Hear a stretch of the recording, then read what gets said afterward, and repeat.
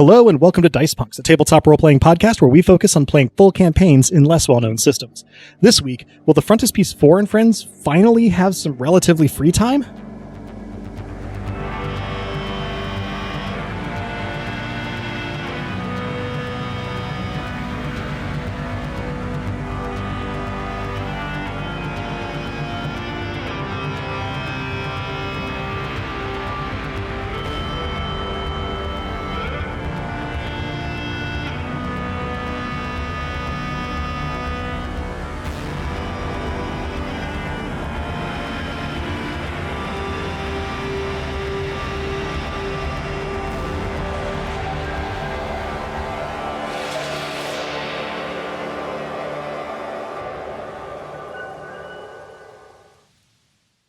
Hello and welcome. I'm Adam, your friendly neighborhood game master, and joining me are...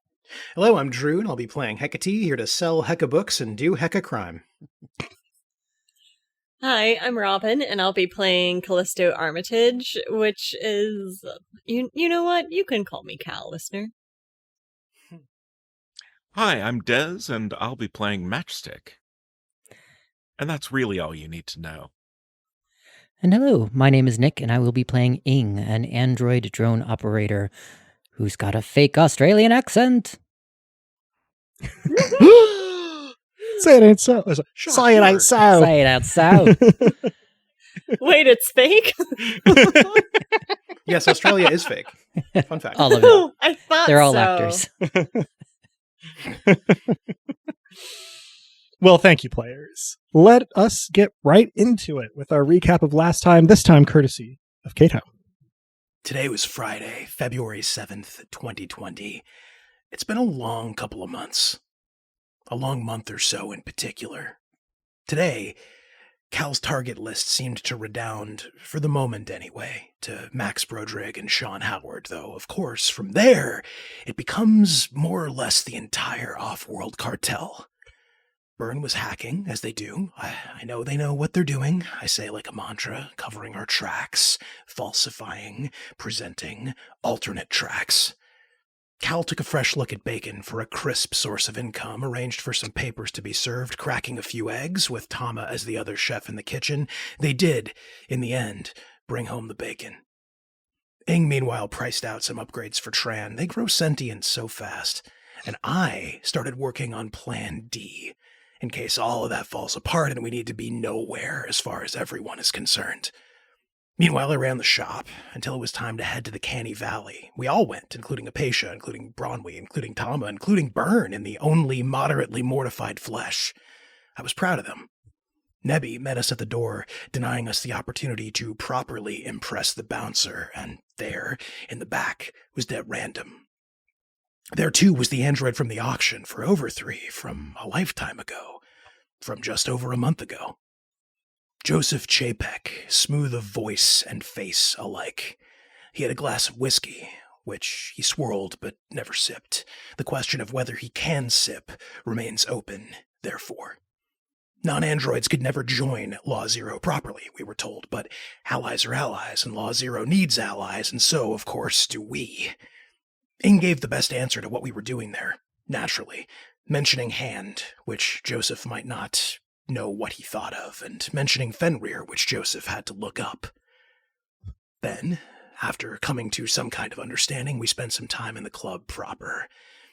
As the poet once said, we live in constant fear of the Western descent towards fascism, but I digress. The club was bumping. The ladies and the NBs looked good. The chips were flowing. There was much pain in the world, but not in that room. Byrne acquired a chip financed by a recently decopped Cal. I kept an eye, but I also danced in joyous defiance of propriety and, to a lesser degree, gravity. Iconogasm played a good set, too, mortifying the very idea of flesh, and Tama wasn't entirely comfortable with the proceedings, but that was the worst of it just then. We all made it out, and home, and safe, and improbably, that day, that week, that month, this lifetime ended. Very well done. I continue to really enjoy hearing our recaps. And I feel like that was very clear and hit the highlights. So we can get Well, I would say right into it, but really what we're getting into here is what folks are doing in the unstructured time. There, for once, isn't something extremely pressing bearing down on you. There's no one that you know of gunning for you right this instant. There's no specific looming deadlines, just overarching goals and the possibility of pursuing them, at least until someone or something comes to crash your party. So I think the first thing we're going to do is we do have some folks who do get some income. Cato, you get cash from your small business. Cal, you can get your last paycheck from PSS. And Burn, you've we haven't made a big production of it here, but been doing some make work for Hahi in time since you sort of negotiated with her, which will for now net you 2 cash. Nice. And then Ing, you've had your information gathering network going for I think probably around about a week now. And you've gotten some help in sorting through and finding buyers for the information that don't you feel make monstrous use of this access. So I would like you to roll 2d6 and tell me the 2 values independently. Okay. There's 1d6. The first 1d6 is 4. There's my second d6, and the second d6 is 4. Okay. You will get 4 cash. Okay. Ooh. Critical 4. The rest of us got 2, is what I heard. I believe that is correct for everyone, if I'm remembering the small business owner Yep. rule correctly. The 2 becomes a 1, 2. however, because I did rob the store coffers to pay Gorister for his trouble. So I make that right by saying that I, sold a huge pile of historical Malcolm Gladwell texts. And I now have 1 cash. Yeah. Thank you for remembering that. I remember now talking about it, but I would not have remembered to implement it right now. Flush with whatever amounts of cash. You now have Saturday the 8th and beyond.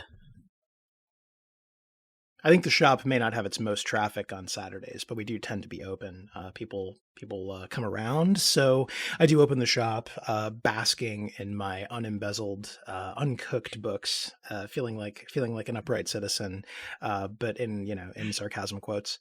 And yeah, I'm ready if anyone comes by for fair or foul fare. I come by perhaps a little too much, frequently in a variety of sweatpants and very casual attire.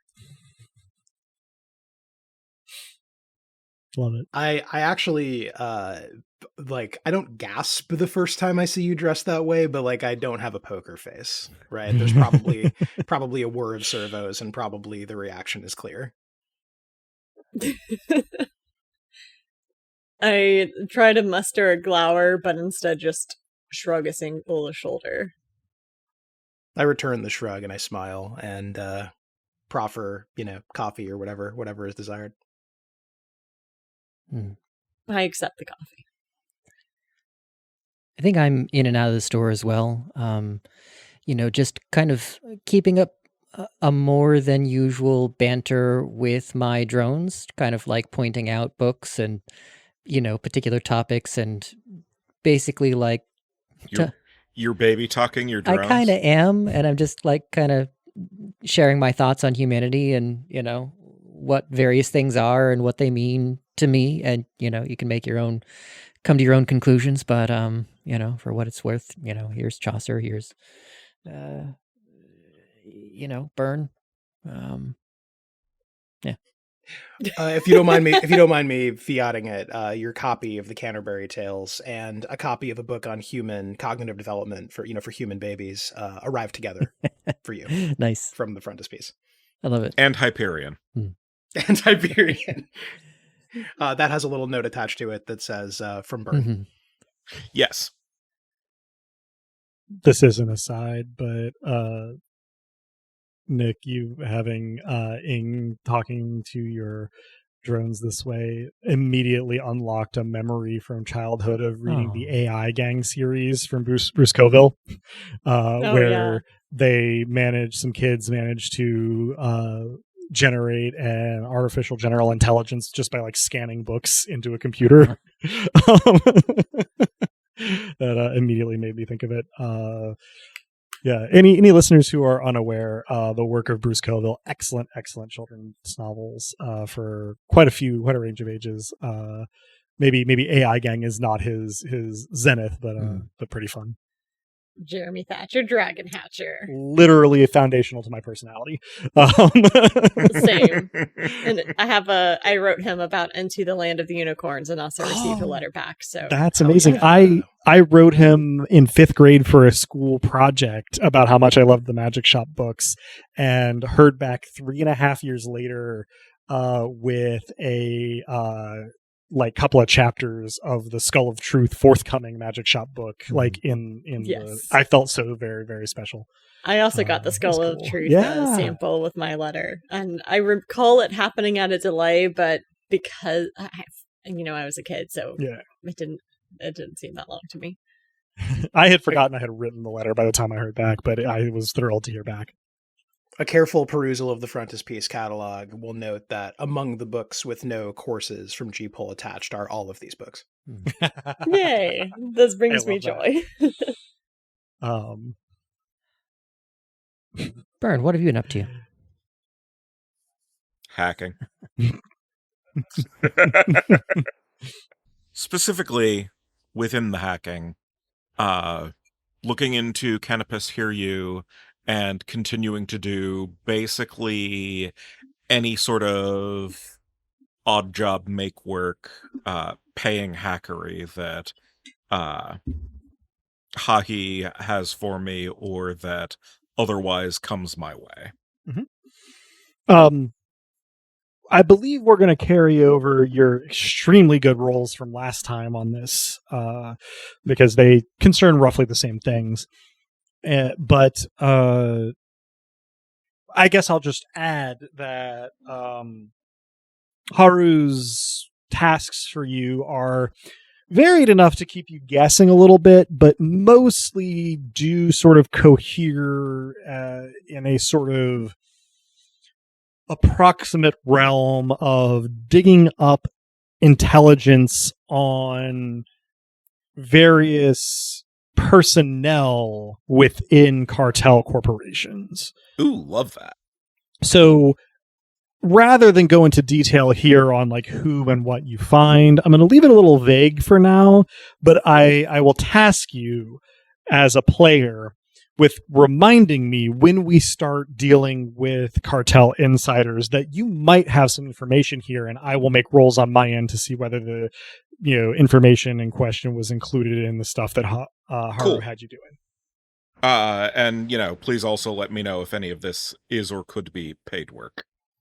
My assumption is that it is going to be paid work, but periodically. Okay, cool. The work will take place constantly. The pay will come every couple of weeks. Okay. Excellent. The other thing I work on while the shop continues to operate is Plan D. I continue asking around to see about a place we can be in the event that we can't be here. Yeah, and I think that's going to, again, be carrying over from, weirdly enough, I remember you got a 10 on this last time, and our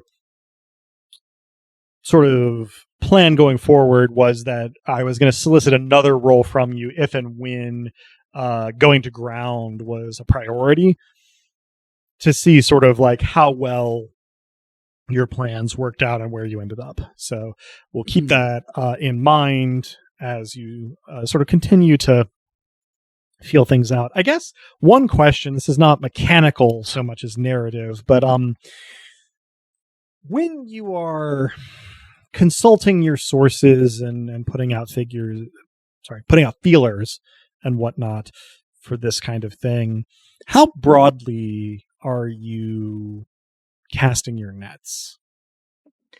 I would say, I don't know how much time we're abstracting, but the longer it takes, the more broadly. Okay. So, depending on when I get a nibble, and both for the GM and for the listener, I do have Scavenger on my character sheet, which means I always have a few tools with me. You'd be surprised what you can do with some duct tape and a paper clip. So with a day's work in one cache, I can turn any private area into a workshop.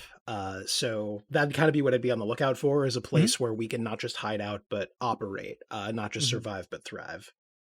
Most excellent, and glad to know. I had forgotten that was on your character sheet, so thank you for the reminder. Honestly, at that rate, I probably take you on a briefly guided tour of parts of the basement. That's fair. Yeah, I do not fear a fixer-upper, given the handiness there. Do we find anything promising in the basement?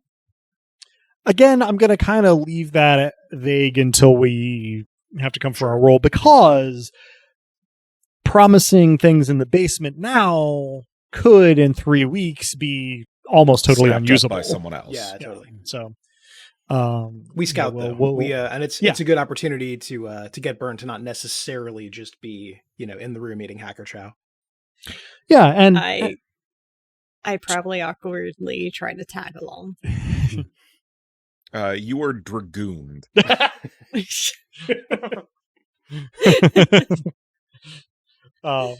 Yeah, possible emphasis goon, but not really said out loud. Well, and for my part, right, my thought there is that, like, doing this definitely, like, contributes to the eventual outcome. I will throw it on the pile with your roll in terms of, like, what happens when we trigger the go to ground protocol. Don't love that you said when, not if, but cool. I mean, Chekhov's Flophouse? ?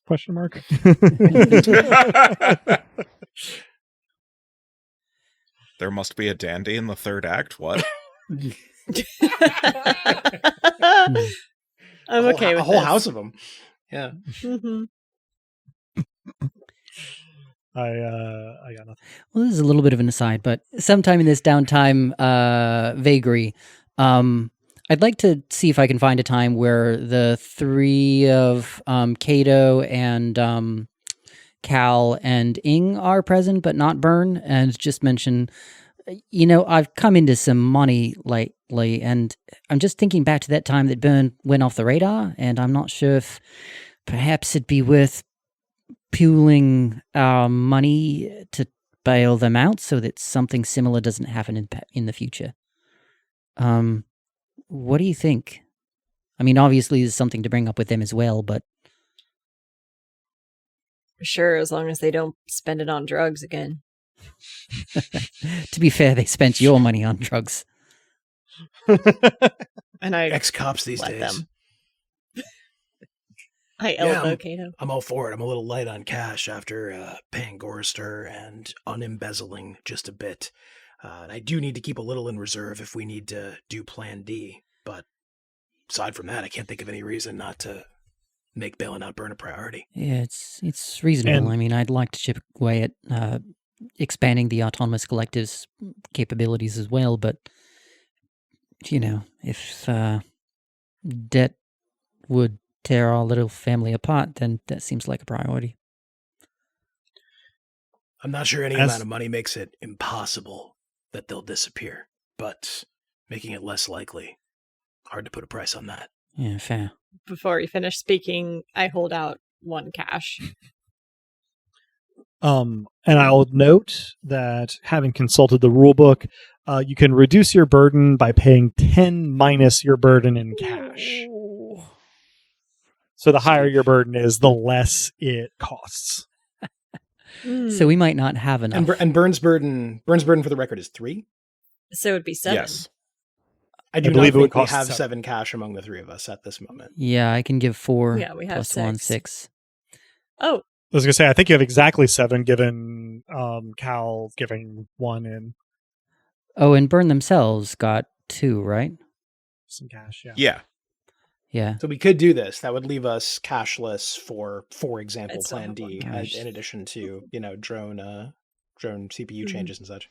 Mhm. So we wouldn't need to roleplay out all the downtime, but is this something that we should elide past and just kind of describe? So how much cash do we have total?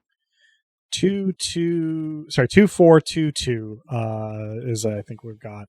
I only have So one. we because have- of the Oh, sorry. embezzlement. Yes. No, Yeah. you're correct. I forgot about that. The embezzlement. Oh, So So we have 9 total cash, it sounds like. 2, 6, 8. yeah. Yeah, I believe so. As stated in side channels, out of character, Burn is not the optimal target for this, I think. Not least because their reaction would be, sorry, fucking what? No. And thus I would say probably Kato. I think in character I say it's a good idea, which does not mean Burn will think it's a good idea.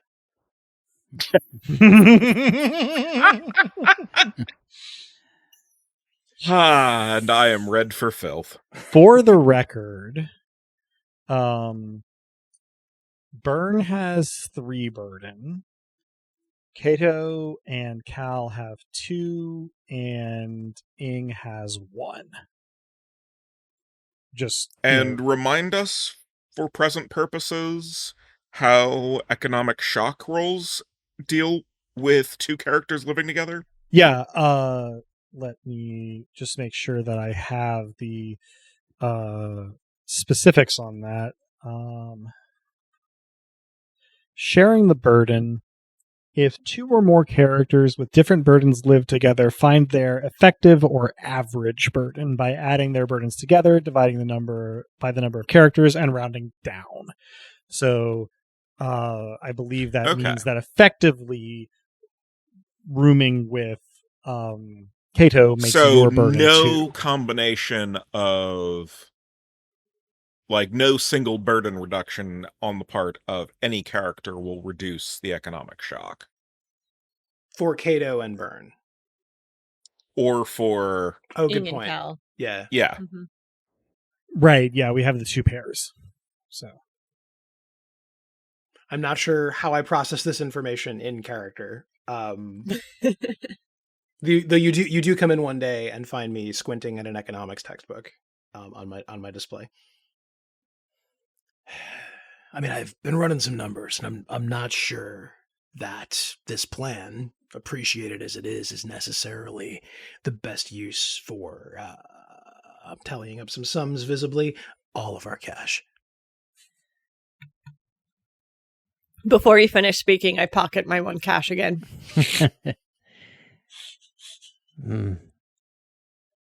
All right. No guarantees that the cash will still be there if the calculus changes.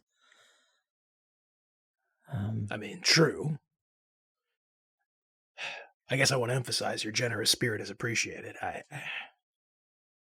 I would really like to worry less about what we're currently worrying about, but I'm not sure there's a straight path to it.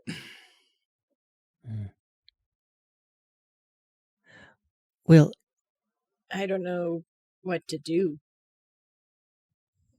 It's a to worry less about that.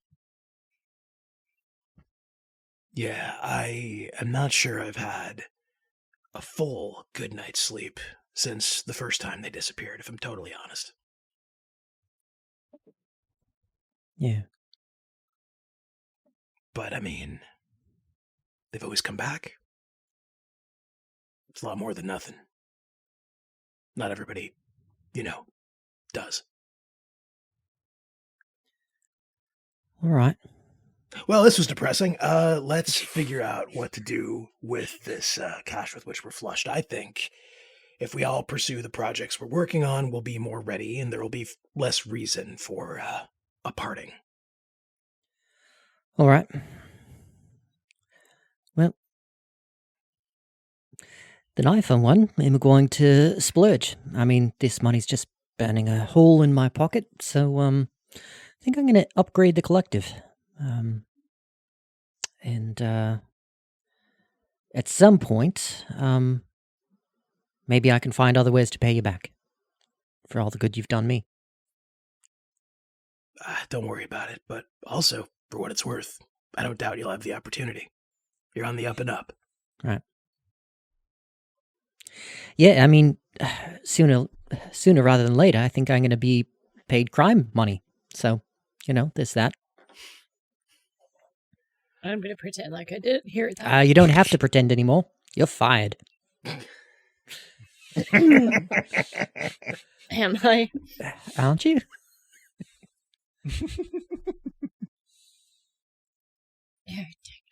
I guess I'm still deciding. Yeah. All right. so I am visibly uncomfortable with the fact that I have the most stable employment situation among the group. Not a feeling I'm especially used to. I somehow catch a scent of that and then look at you directly. I put away the ledger and the economics textbook, which probably just involves tapping a button, but nonetheless has the general impression of someone, hiding pornography they were looking at when we walk into the room. You can't afford a security guard, can you? Well, I mean, we were able to afford a shakedown, so we could probably make it work if you're not expecting us to pay well. I mean, I can bounty hunt to make ends meet, but having something more consistent would be nice. You're hired. What's the uniform? I think you're pretty much wearing it. I brush pizza crumbs off of my shirt. I give a gesture of, yeah, that's the stuff. That's the badge. Perfect. Wonderful. Monday. I think I probably have no cash now because I need to pay Cal.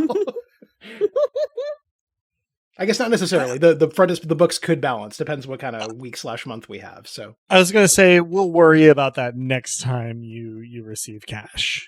This is the cash. The small business owner understands that that's a problem for next week, Cato. So all good. Yeah. Gorister comes back to work on Monday, studiously not mentioning anything from the past, week. And doing more mundane work, repairing, upgrading, jailbreaking augments of folks who come in. Back in his element. I suppose, having gotten the near-term stuff, and having gotten some of the ongoing things as well, is there anything we haven't covered in particular that folks are doing, Sunday through Saturday at least? Byrne? Yeah, could you refresh me on the general notion of the relationship between cash and actual, itemized false identities? I mean, I think it's actually a matter more of time than of cash here, right? You are not... In terms of... Because the one that I have initially is actually an asset. Sure.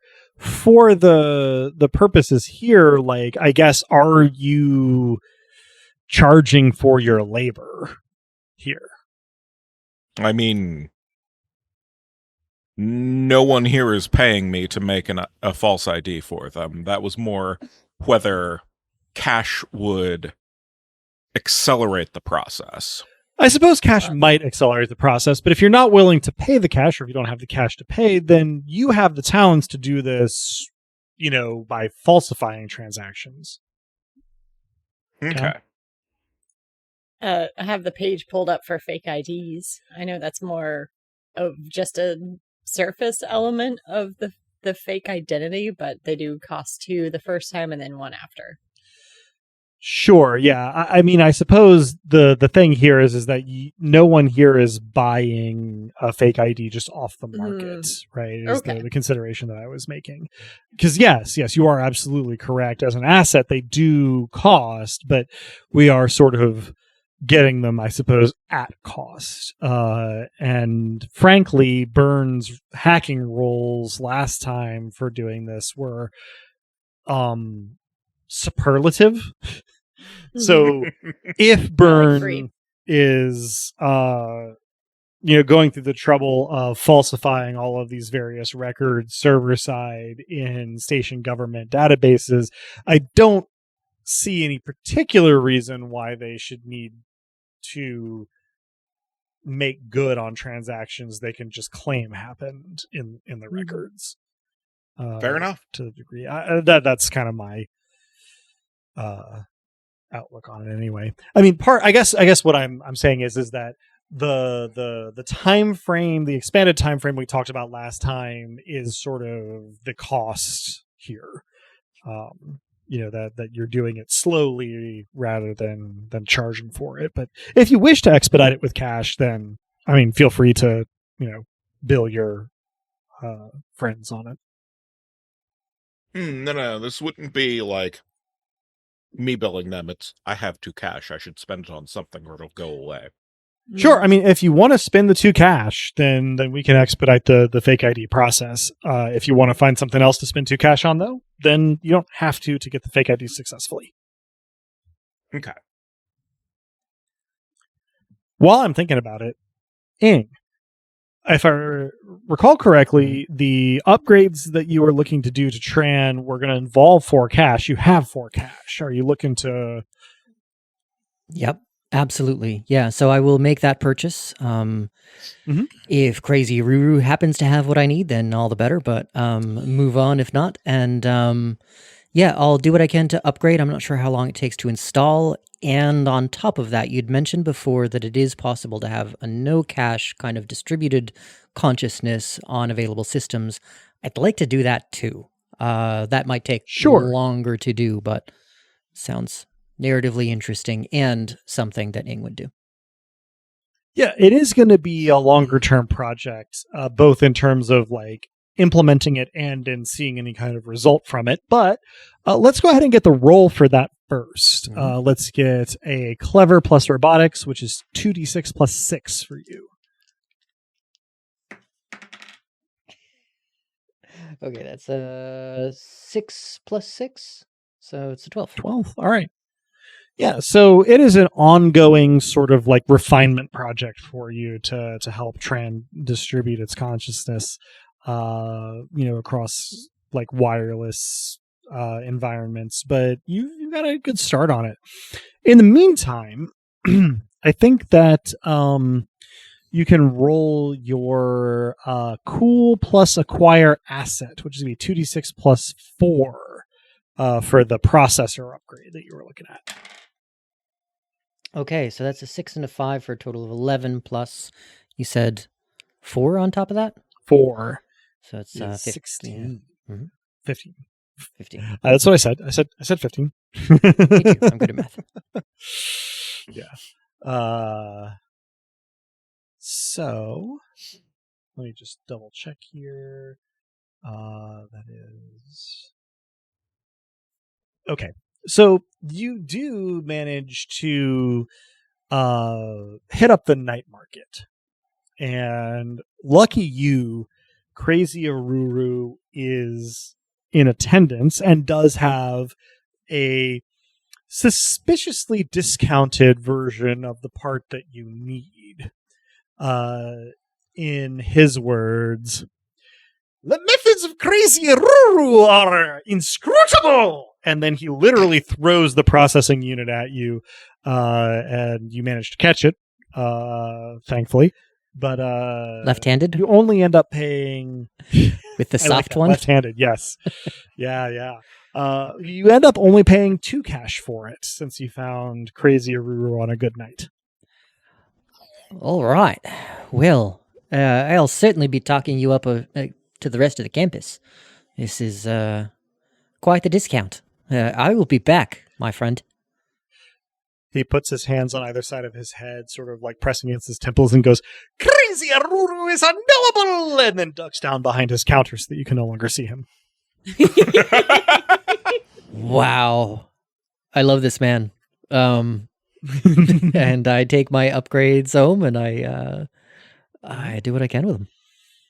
Yeah, it is the work of an evening to expand trans processing power such that the extra processor load that you detected on trans diagnostic readout is compensated for and then some by a little bit. Mm-hmm. So the net gain is so the additional processor load was about 7%, and your net gain on the upgrade is about 3% for trans. So you offset and then a little bit for trans processing. Wonderful. And then, like I said, the distributed computation project is ongoing. Mm-hmm. So just to make sure we're not missing out on anything here, Cal has taken up let's call it part-time security guard function at the Frontispiece, and maybe pursuing other opportunities. But Byrne is working on fake IDs as well as stuff for Haruhiryu. I probably also want to acquire a shard card. Although, well, it's 2 for open and 4 for secure, so I can only afford the open, which is unfortunate, but... All right, so I think what this looks like is, Cal, if you want to roll an acquire asset for me, then, let's have you actually do your bounty hunts first.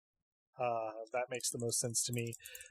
So I think that's going to be clever plus bounty hunter roll for 2d6 plus 6.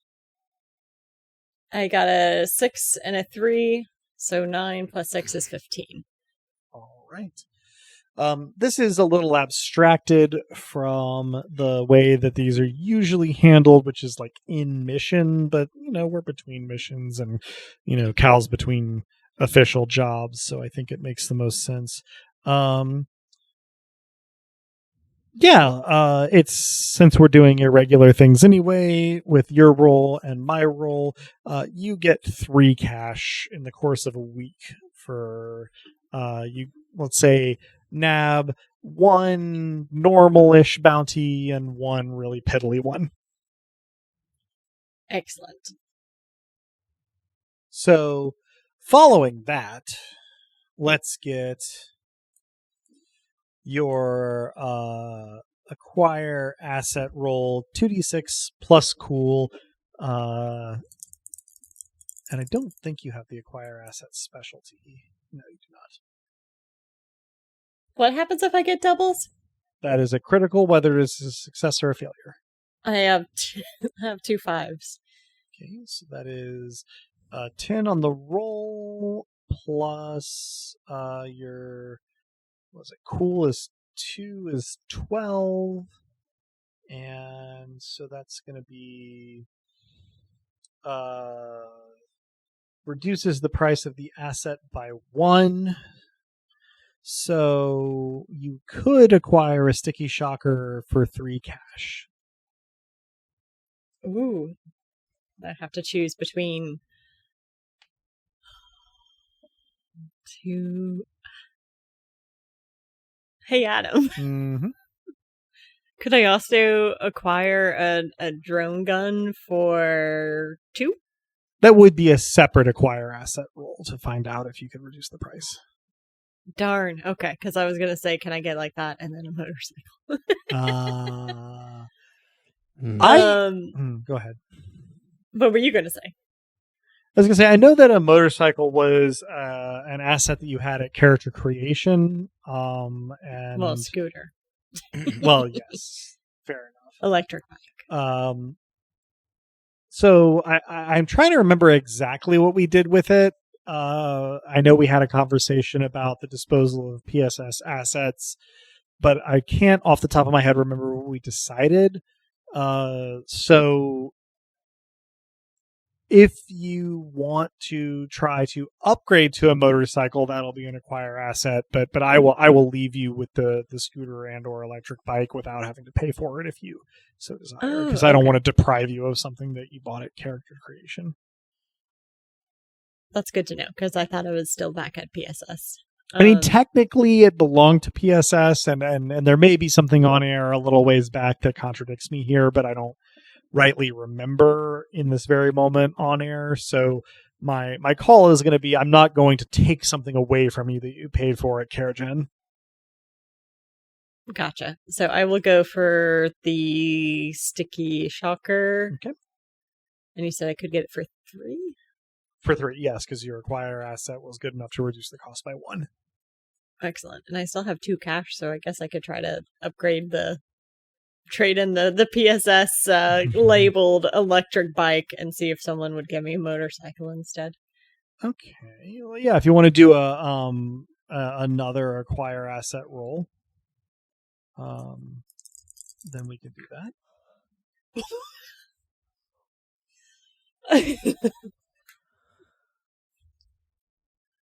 I have 2 4s. All right.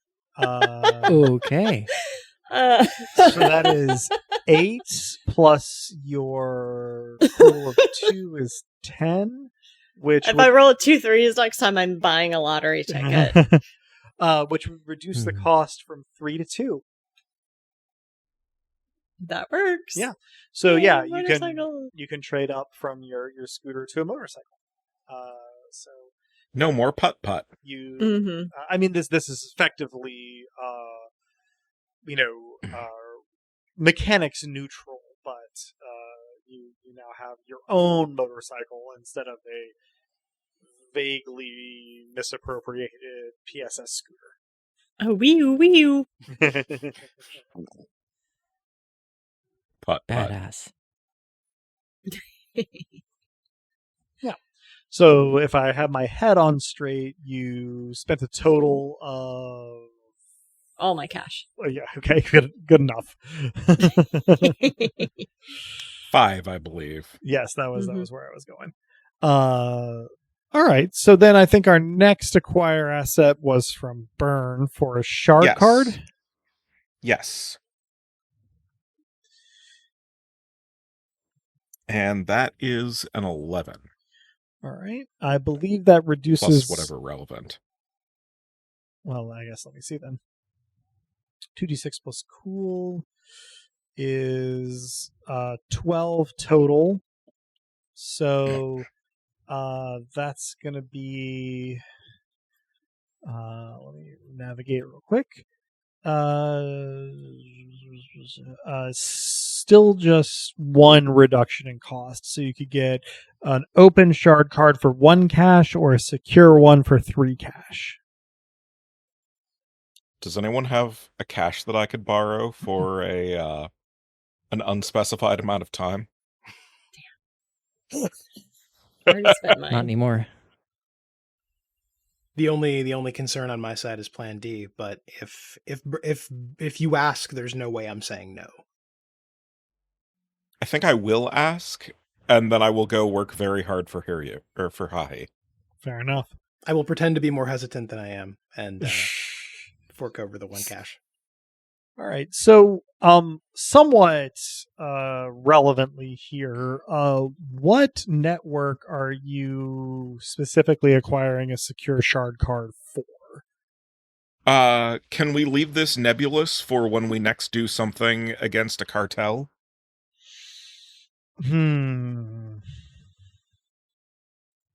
I think the way that this goes is you specify the entity that you want this shard card to apply to, and we can specify which specific network within that umbrella when it comes time.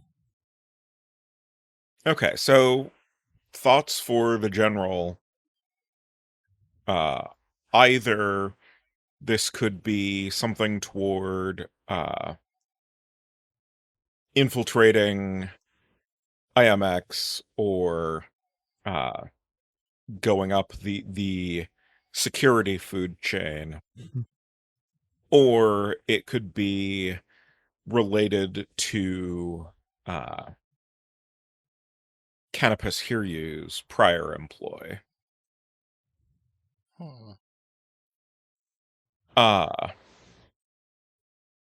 Because I suspect, honestly, that we're going to hit at least one of those, probably both, before we get too far. That's a tough one. That is a tough one. You can always roll for it. Well, okay, so what entity or entities do I know of specifically related to Canopus, Adam? Good question. So, in which we export labor to the GM.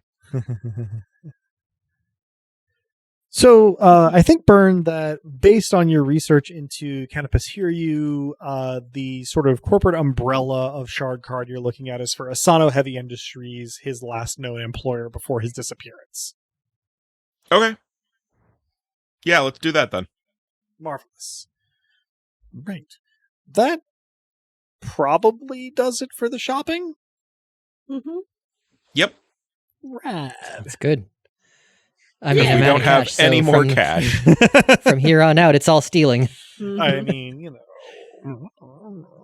Oh no, whatever will I do? Speaking of stealing, I suppose a question that's on the table for this whole week is, are you collectively or individually getting in touch with Joseph Chapek in order to share information on Dreamers? That was kind of like the thing that he had said for you guys to think on and then reach out to him about. Yeah, we should have a conversation about that. Mm-hmm. I feel like Apatia should be part of that conversation. Yeah. Doable. This is sensitive Agreed. to everyone, but it's also close for her in a way that is unique. And we have knowledge from her that is not precisely ours to share, right? Not that we would share it without talking to her, but establishing where the line But it's even very is from her specifically perspective. not ours. Yeah, exactly. Yeah. As we know from past campaigns, if we say her name enough, she should show up. Well, and in this campaign, you have digital communication with which to, enforce reach this. out to her. Oh, okay, true. Not just say her name into a mirror a bunch of times, yeah. Mm-hmm. Okay, yeah, so let's give her a call, and then presuming that she comes over at some point. Yeah. Have Yeah, a you guys conversation. can arrange a time. I will leave it as ambiguous as needed in the week here, but for some approximately lunch time, she will hang out in the back room with everybody and have this discussion. All right. So, just to have a place to start, is there any particular reason not to acknowledge to those that already know that we won the bidding, the auction, that we stored the Dreamer with us for a while till things got too hot and set it free? Well, Joseph was one of the ones bidding against me. Right. I think Presumably. we can, as a result of that, inquire as to the motivation for the bidding. True. We could start off without necessarily revealing that we were the winners, but, I understand that you were recently at an auction may get a reaction. I like that. I guess the other question is whether we mention the attempted jailbreak, as it were. We had other beings trying to break over 3 out of here, and was that just a Dreamer affair, or were there people involved? I think that would be a secondary revelation after we see what we get from the reaction to the auction, but I see no reason to not include that. Let it come up over the course of the, not going to say interrogation, but the discussion. that.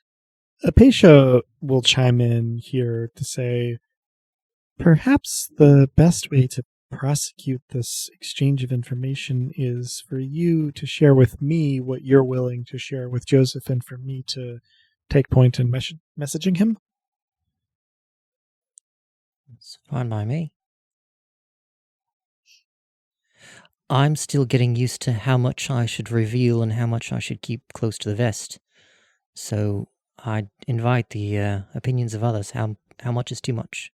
Apatia nods at this and says, I am, I suppose, inclined to share what I know, but I'm also inclined to try not to give organized crime leverage over me. So that's the calculus I'd be running left to my own devices. What kinds of considerations would you all like me to keep in mind? How about we know that he recently bid on an item such as that which he was inquiring about, and see what he knows about the other bidders. Yeah. No, I'm concerned at least as much about parity of the information sharing as I am about very much else. Fair. As far as what we are and aren't willing to share, of course. I mean, parity is the name of the game if all goes well, but I feel like most of what I'm not sure about sharing is on the level of vibes. I mean, we probably came about as close as communicating as anybody ever has, but we still didn't come especially close. Close, yeah. Apatia, I wouldn't go so far as to say that. Apatia drops in and says, well, I'm certainly not going to share my unique encounter with anyone who wasn't there, and I cut in, no need to. Wasn't the question. Yeah, no. Different dreamer. Probably. But anyway, different encounter. She slowly says, yes, not going to bring up the one from my deeper past, but also the effect that the dreamers had on me when you all were there is, I think, I going wouldn't. to stay. No, that invites us. an inquiry, investigation, testing, etc. Yes. Keep yourself safe. I assume that the same goes for, and she looks at Ing, your drone that was, well, in their vicinity for longer. Very much so, yes. Feel very protective. She nods. Thank you.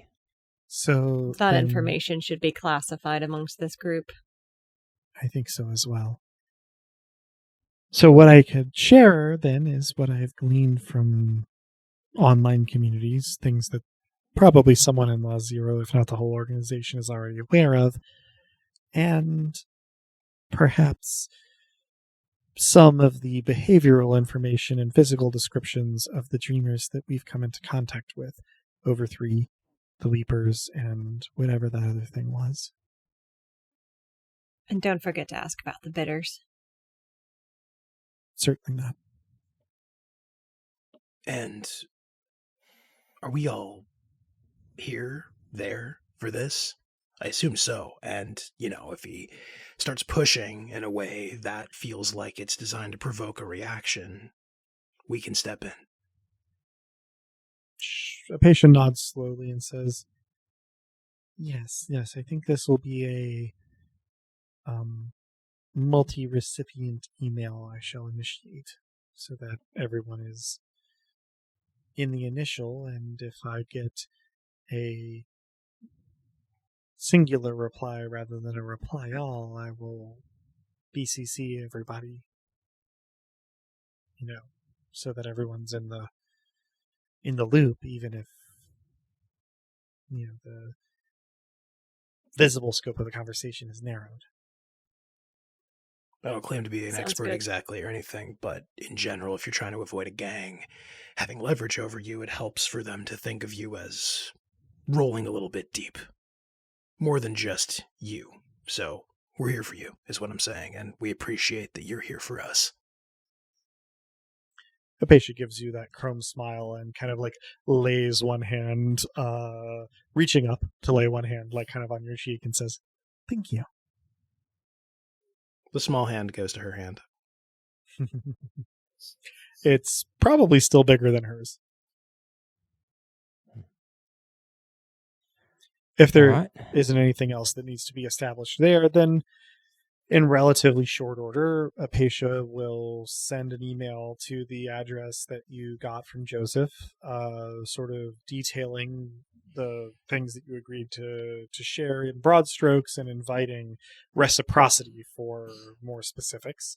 And there will be a little bit of a lag time in response, but the conversation picks up as a sort of reply all message chain, where Joseph sort of asks for more details while sharing some things that you were largely aware of in terms of like things that Apatia had learned in her investigations but did not specify in her initial email. So this conversation can be ongoing as necessary, both via email and in person, though you will note that starting with the reply from Joseph to Apatia's initial email, the sender is hidden.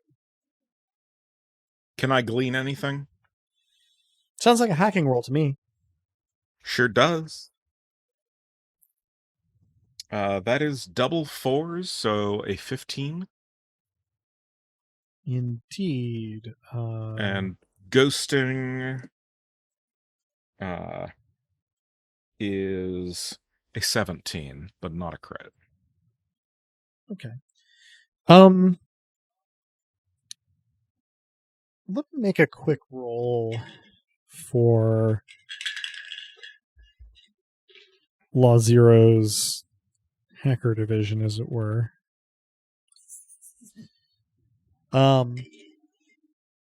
So you are successful in that you are able to pinpoint the sort of like email server being used, but unsurprisingly, Law Zero has some pretty capable hackers, IT people. Would be very worried if they didn't on their side, and so you are able to identify the server domain as being at a random string of letters and numbers 26 deep .net, but you aren't able to trace that sort of like mostly I'm checking for like to what degree is this overtly suspicious. I mean, if you were working for a corporation, this would be hella suspicious. But since you know you're dealing with organized crime, this is like the minimum you'd expect them to have in terms of security. Okay, cool. You just don't have any details on where this is hosted or by whom. Sure. And like I don't press basically, okay. But just sort of all right, nothing immediately shady as relates to us. Mm-hmm. This is essentially like if you were managing the email servers for a larger organization, this seems like the sort of thing that you would do. You don't know if it would necessarily be to the same rigor as you would have because you're not pressing.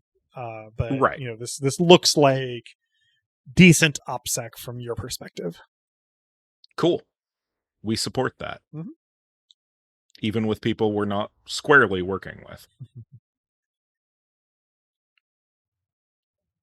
In sort of getting this like week of stuff accounted for, is there anything that we have left on the back burner or on the cutting room floor, as it were, so far? Anything that anybody wants to get on the record? Just my findings in the research aspect of things and like the progress in the fake ID realm of things? Sure. So to tackle the second one first, the fake ID project continues apace. You are, let's see, able to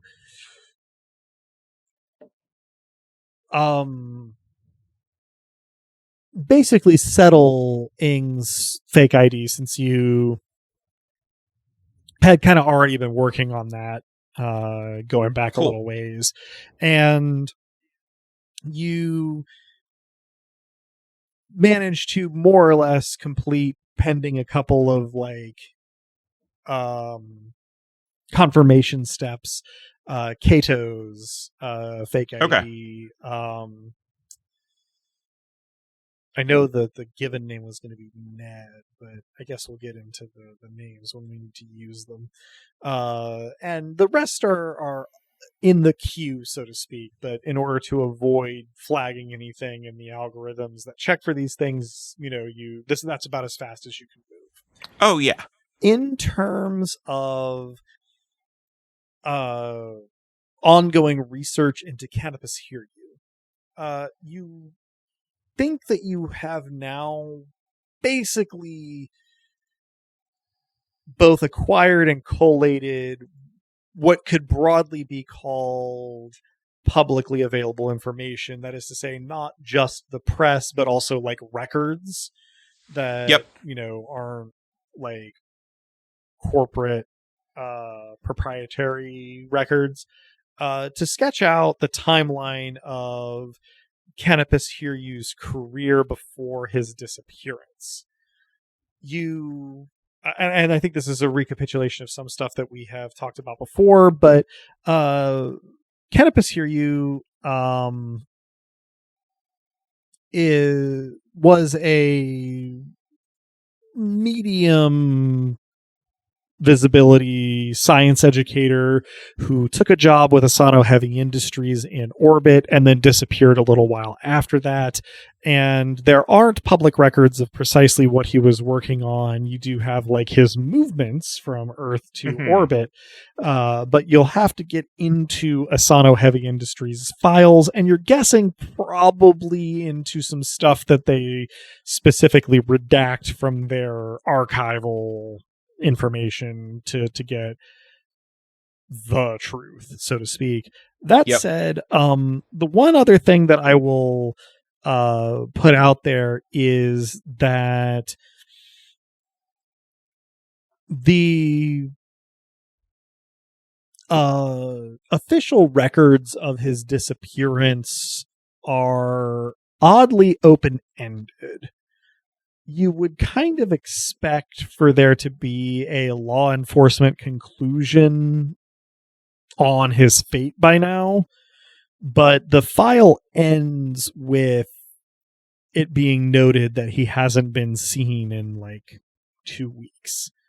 And that was the better part of a year ago. Okay. So there's no indication that law enforcement is still looking into this, but the implication of the information that you have found is that they technically should be. Yeah. Anything else before we catch up on, would that be Saturday the, I think, 15th? Schedule a meeting with Hahi, but good deal. That can be whenever. Yeah. Noted for the time being. Anybody else? And whatever limited available time I have between working security at the Frontispiece, which I imagine is very intensive, and bounty hunting, I probably continue to pull up whatever records I can on my next 2 targets, and probably touch base with Byrne about the drugs he got. Mm-hmm. Let's handle them in that order. So real quick, if you would like to roll an investigation plus clever for me, which would be 2d6 plus 6.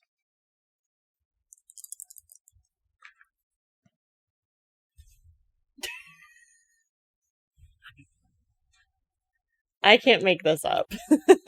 I don't even know if that's visible. That's 2 6s. Okay, it was super not Okay. visible, but This is the most wild night. in any case, Is that so? 2d6 plus 6 is what you said? Is that like so that's going to be an 18 critical success. And also the closest we can get to incrementing the counter. Yes. True. I've made my contribution. Yeah. I think this is the second time you've made a contribution in this fashion. I think so. So Here I was thinking I've never rolled doubles until this session. It was going to be a session high for me in the peaks. So I'm going to redact that one now. So I guess I can't promise everything on a silver platter, but pie in the sky, like going looking, what information would you have found? Because this is essentially as good a roll as you can get. So what's your wish list? Looking for an N to either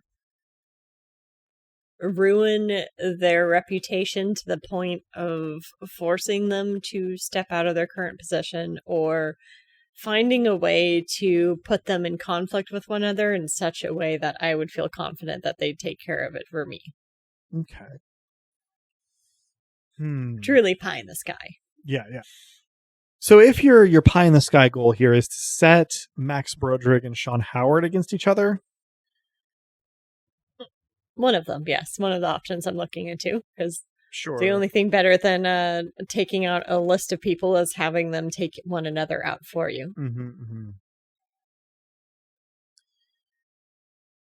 And that seems an easy in, since Max Broderick already had complaints about PSS coverage and the old brick through his window problem. And Max Broderick is also just a noted dipshit.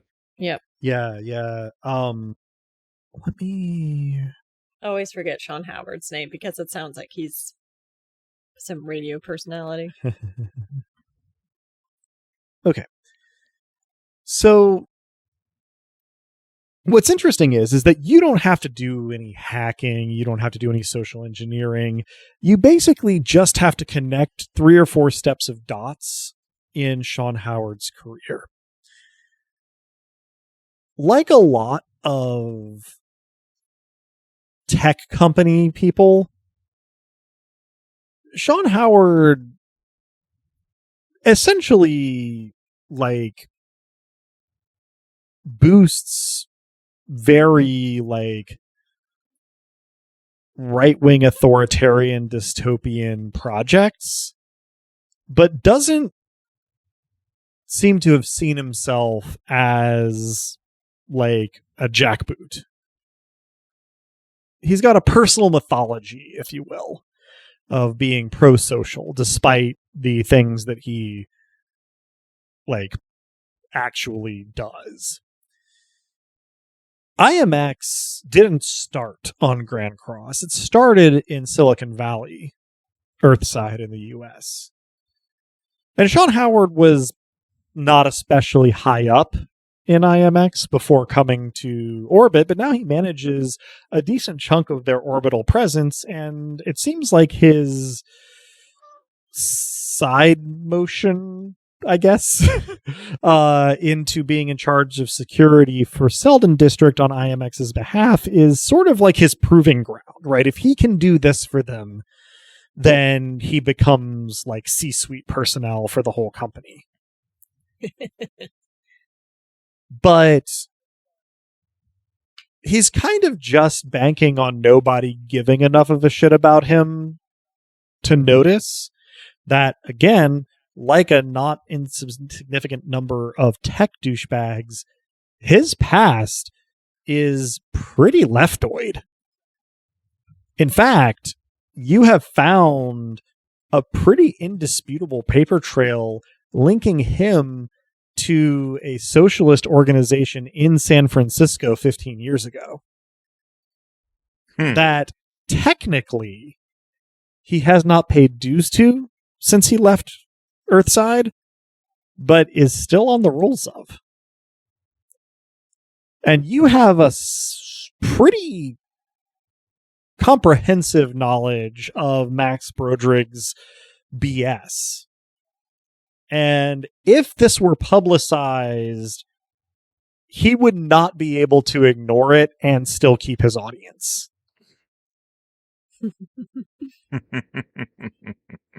Hey, Burn. Yes.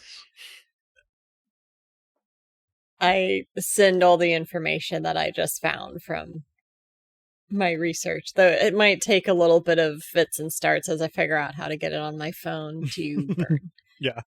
I mean, it happens, whether it happens quickly or not.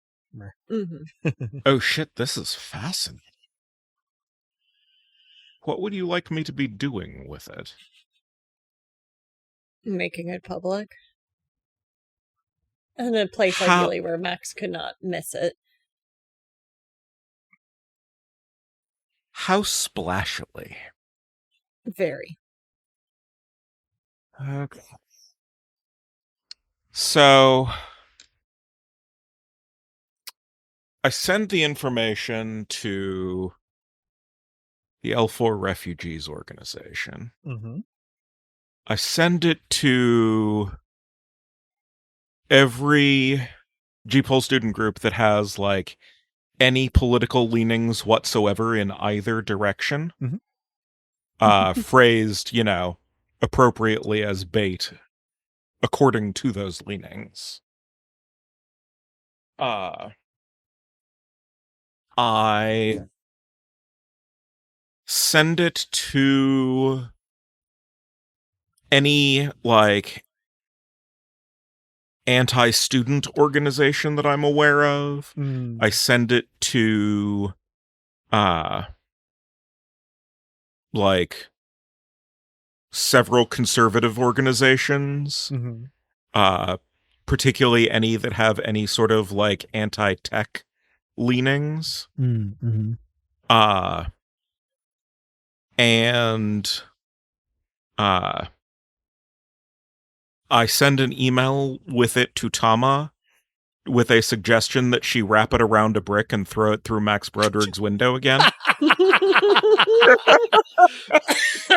Please CC me in on that one. I don't, because it's a surprise for you. I do in the email request that video of it be gotten for Cal. Don't include yourself in the video. This brick obviously. Could not have been an email. I hope you encourage her to use the holographic projection armor to make her hair. Oh, of course. When you are distributing, basically, this... I want to have every organization of every conflicting political bent have it for the next week or so's talking points. All of them talking about it like it's a bad thing, but like it's a bad thing differently. When you send it to anti-student groups, where or who do they think it's coming from? They think it's coming from one of their own members. Okay. Easily doable, no role required. This is workaday spoofing stuff. Even if it can be seen through, it provides the cover that you're looking for. So let me, I guess, dig into something that had kind of been going on and that we just hadn't had the specific attention to pay attention to. So this, like, period following this protest and the violence and bombing and everything, it's been a sort of periodic topic, in sort of the attention economy, if you will, of the station. Apparently it made news Earthside, though it was not as splashy there. And one of the common media talking points from center and right sort of media on station has been that G-Pol is a technical school, so of course all of this protest was like an op. these were not students. This is not a, like an arts campus or like a, liberal arts college kind of thing. This is all people from outside the university coming and stirring up trouble until they got the splashy headline that they wanted. There are some more left outlets that are pushing this narrative as that this is like an op from the right, but mostly it's a center and right thing saying that this is an op from the left co-opting G-Pol, this poor neutral institution caught in the middle of everything, and trying to like besmirch its good name. And hey, I'm giving them a specific scapegoat for it. Exactly. Your revelation about Sean Howard here lands in the middle of this discourse cycle as organizations all over the spectrum and outlets all over the spectrum are looking to talk about IMX and its new presence in Selden District. So honestly, between Cal and Byrne, couldn't have been better timing to absolutely ruin Sean Howard's complexion, if nothing else. I love this for us. Mm-hmm. So, by the time we roll around to sort of checking back in on everything on Saturday the 15th, there is like 2 days of news cycle about conservative outlets in particular calling Sean Howard's credentials into question, asking if he wasn't behind this, that there's all sorts of fun stories about this being, a cynical op to displace a perfectly legitimate law enforcement organization with, leftoid tech industry solutions that are going to go soft on crime, but also coming at him from the other direction that his bona fides are questionable and that, he's actually like not the right guy for the job, even if they don't object to corporate technical oversight, of law enforcement. And of course, we remember that Sean Howard is one of 3 human employees of IMX in Selden District. So while the drones that IMX has brought in are proliferating and, sort of doing their whole algorithmic law enforcement thing for the which is hopefully much interfered with. It kind of remains to be seen. There isn't, other than underage drinking and illicit drugs, the main crime in Selden District most of the time is like sexual assault, and the drones are uniquely unqualified to enforce those laws, even so far as human law enforcement would be interested. So, whether or not they're effective at all of this is actually like still kind of in the air. As far as like a week's evidence would give, to sort of evaluate, but that kind of doesn't matter to the discourse cycle that Cal and Byrne have kicked off here. Where exactly this will land is still ongoing because it is sort of contentious and it has the disadvantage of being relatively specific. So while it stays in the discourse cycle, it doesn't take up like a huge chunk of station-wide airtime, even if what it does take up is especially acrimonious. But I watch all of it perched up in the frontispiece in my sweatpants. Yeah. Is there any noise from Broderick about the brick? So, interestingly, no. There's no report to IMX. There's no press about it from Broderick. Has he said anything about Sean Howard? Oh, absolutely. Yeah, he has fallen on the so he knows what side his bread is buttered on, and he has not taken the anti-tech sector line, because that would, that would be biting the hand that feeds to a certain extent.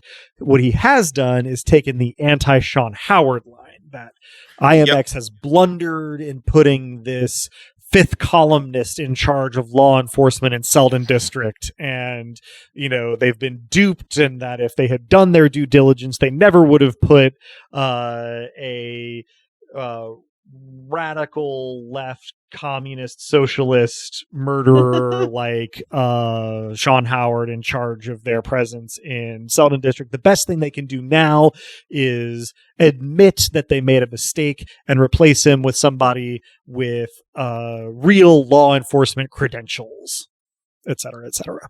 No statement has been forthcoming as yet from IMX. They seem to be hoping that it will blow over without them having to do anything. Whether that turns out to be the case or not is as yet not able to be determined.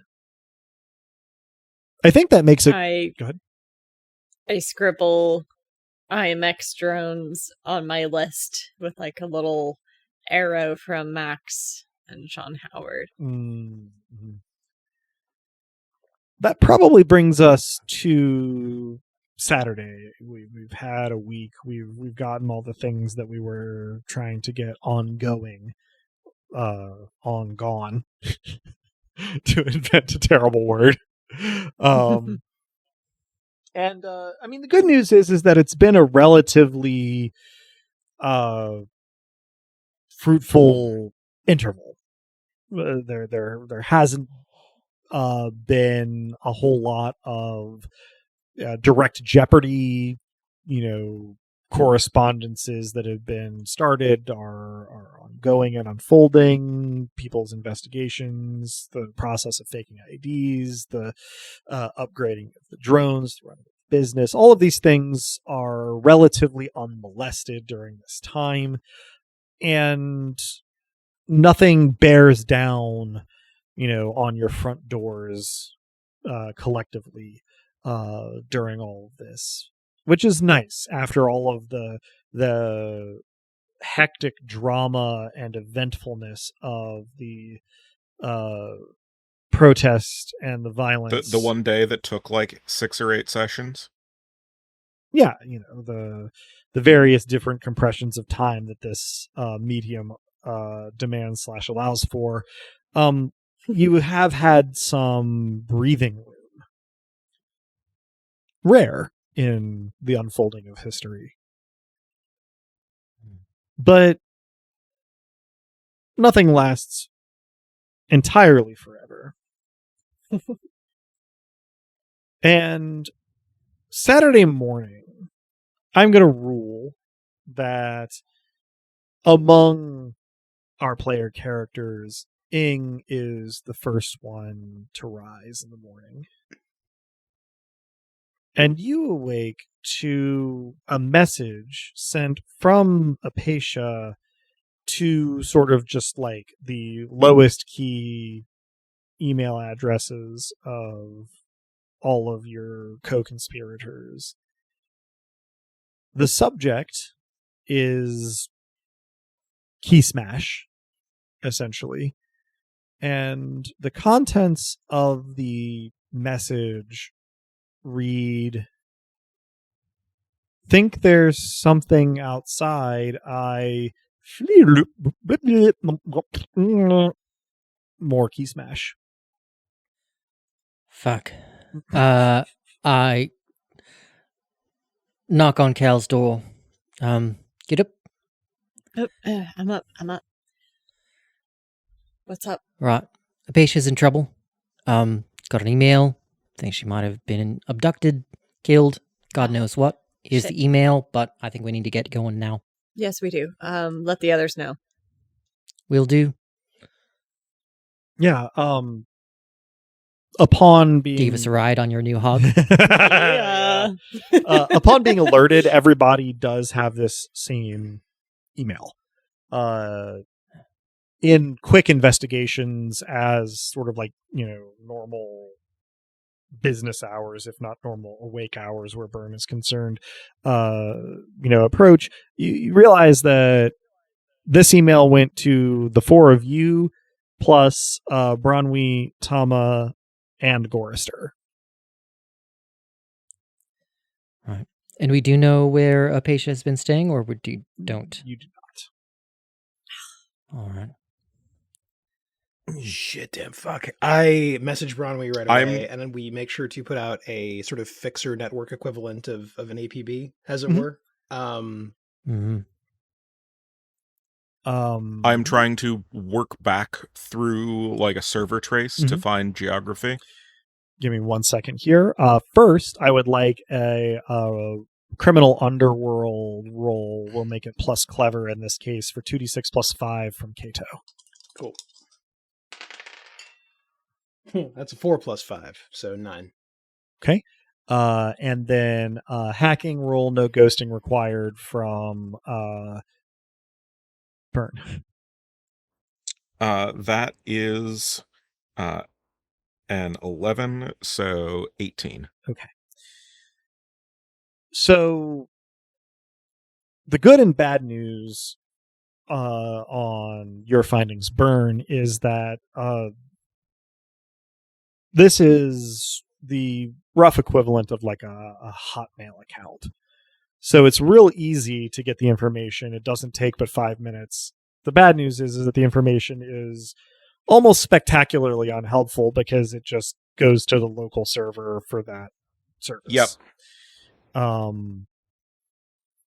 It does confirm for you that the sending and receipt of the email were not offset. And so this was sent in, let's call it like 2-ish hours after you went to bed at around 4:30 a.m. Okay. Cato, you sort of start putting out cautious feelers here and discover that nobody's really got much on Apatia or her goings on. Cal? I respond to the email. Mm-hmm. Yeah. Where are you? I mean, it doesn't bounce. It goes through. But no quick reply is forthcoming. I also try my resources, whatever they are. Okay. At this point. Yeah. Let's see. Let's make that an investigation roll plus clever, so 2d6 plus 6.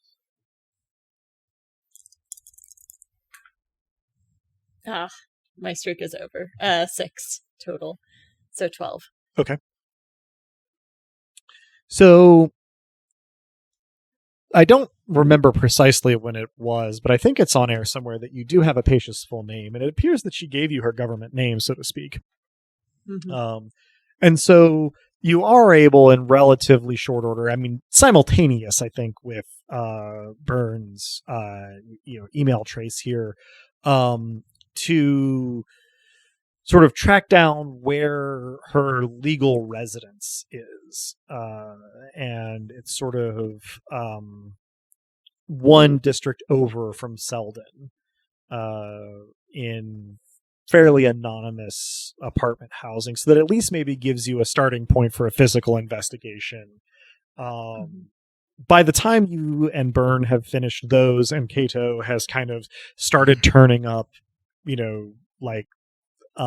unuseful responses from putting out feelers among the fixers, or I guess that's not exactly the way I would want to say it. Putting out fixer feelers. There we go. At about that point, everyone included on that email has congregated, piecemeal, in the back room of the frontispiece, though for his part, Gorister has just been working on his normal projects and not particularly participating in anything that's been going on about the investigation.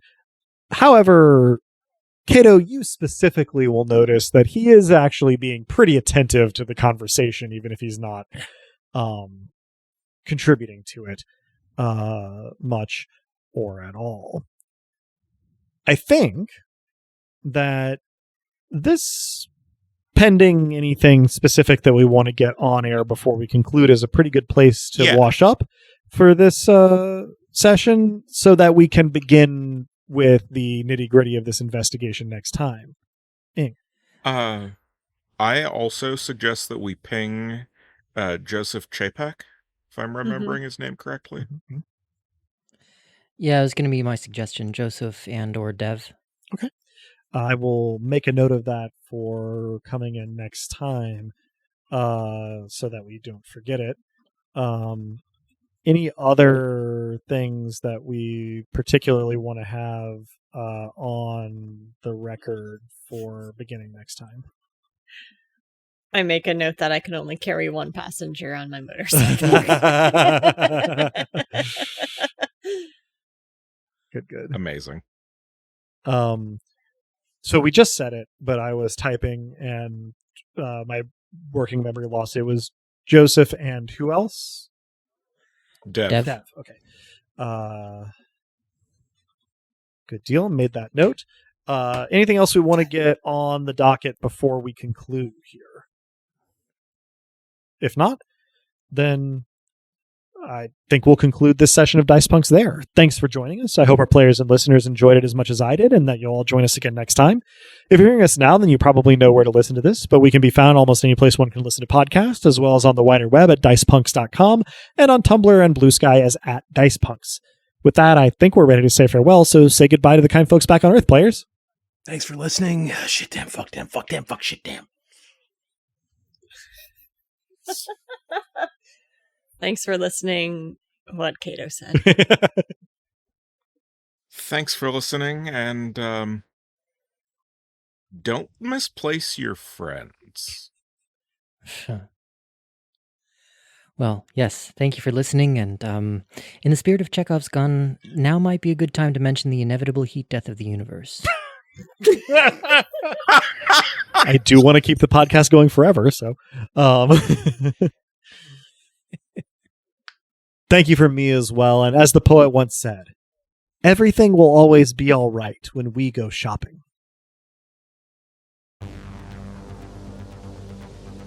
Beloved listeners, thank you for tuning in. Stick around through the admin stuff for a Cato log. The music in this episode, Augment or Die, is by Emerson, Boatwright, and our very own bookmonger, Drew. Check out their other work in the link in the show notes. Editing on our rad new cover art was done by Joanne, who's appeared on the podcast now and again. Check out her work around the internet, where she goes by Anything Sows. Site design and graphics for DicePunks.com are by the one and only formerly officer, Callisto Armitage Robin. Hardwired Island is by Paul Michevic, Freya Erlingsdottir, and Minerva Chanda. You can find Hardwired Island at etten.itch.io/hardwirerisland. Links to the system and authors can be found on the Punk Grimoire section of our website, dicepunks.com.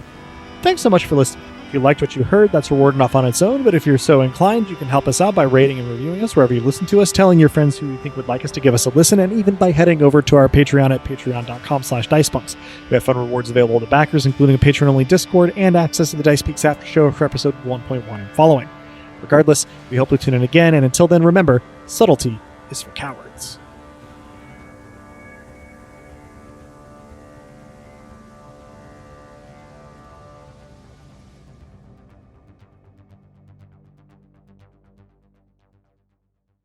We're all so monitored, and we know it. If we want to work and live and do crime, then we spend a huge amount of our time and our effort trying to be moderately less monitored. Measures and countermeasures, disinformation, falsified locations, identities, stacked on identities, until one of the load-bearing ones becomes so rotten that it has to be ripped out like a bad beam. This isn't just annoying, isn't just stressful, it's haunted. Haunted, that is, by the possibility of disappearing after all, despite everything. As part of the paranoia, thinking about what it would take to disappear completely and intentionally, what you'd have to give up, who you'd have to give up if it were no longer an option to be you. That would, of course, represent a victory, never a complete one, but a victory over surveillance, over being seen more broadly. It'd be a way of reclaiming power. So no, that's not the haunted part. The haunted part is what you're running from, is the very real possibility of disappearing unintentionally, on terms other than your own, of being disappeared as a transitive verb.